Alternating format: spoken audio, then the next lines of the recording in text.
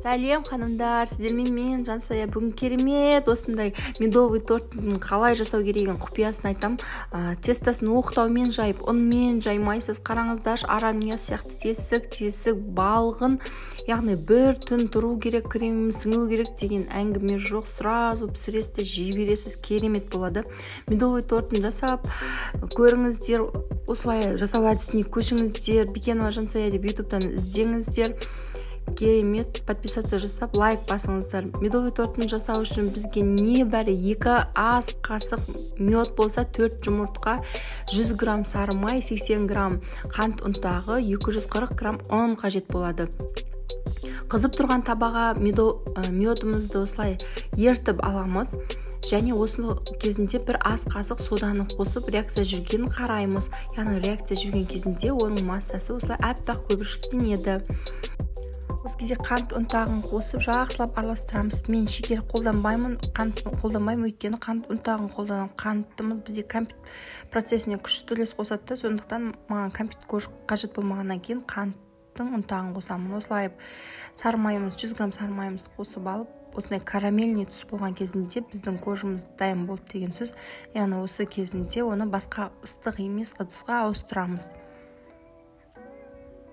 Ыдыстың түбінде байқағандарыңызда 50 грамм сұйық май болады. Сұйық майды осылай құйып қоясыз. Ыстық массамен осылай жұмыртқаны күйдіріп пісіріп алмас үшін бірінші ұн қосып, кішкене миксерлеп суытып тұрып, видеодағындай жасайсыздар.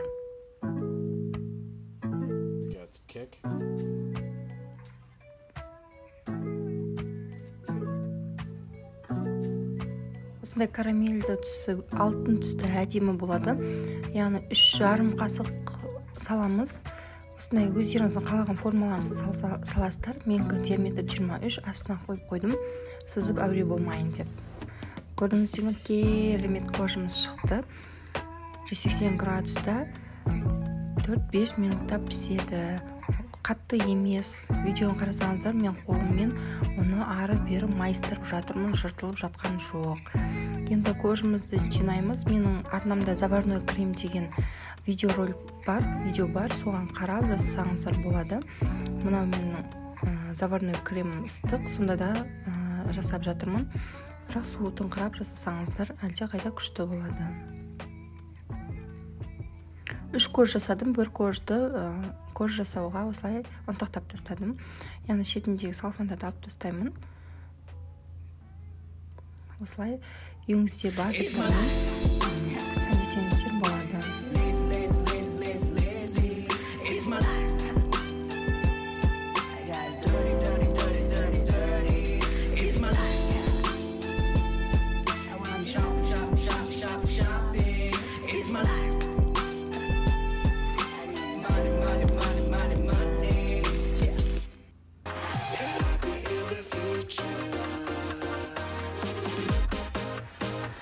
Болсын, жасап көріңіздер.